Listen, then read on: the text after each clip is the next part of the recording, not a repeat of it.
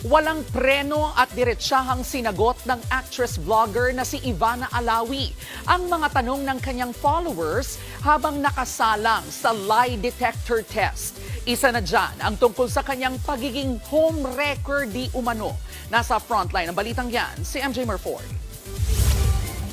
Kung si Pinocchio, humahaba ang ilong pag nagsisinungaling. Sina Ivana Alawi at ang kanyang fam-bam naman may pa-hot sauce sa mga babagsak sa lie detector test. Ganyan ang peg ng latest vlog ng social media star. Sa tulong ng isang detective/investigator, isa-isa silang sumasalang sa tanungan.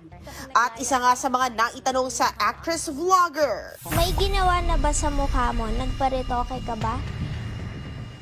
No. Wala talaga akong ginalaw sa face ko. Totoo yun. O ayan, kumpirmadong all natural ang ganda ng isang Ivana. Pero parang nag-iba ang basa ng lie detector machine sa tanong na, Do you think ikaw ang pinakamaganda sa pamilya? No.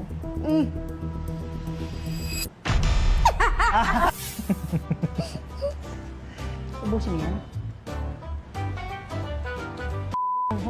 Butter?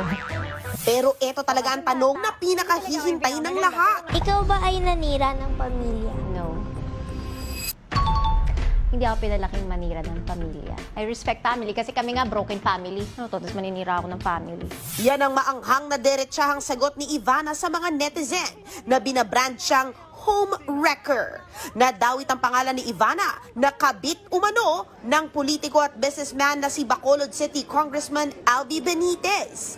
February 2024, nang magsimulang maugnay si Ivana kay Benitez nang maispatan silang magkasama sa airport sa Japan.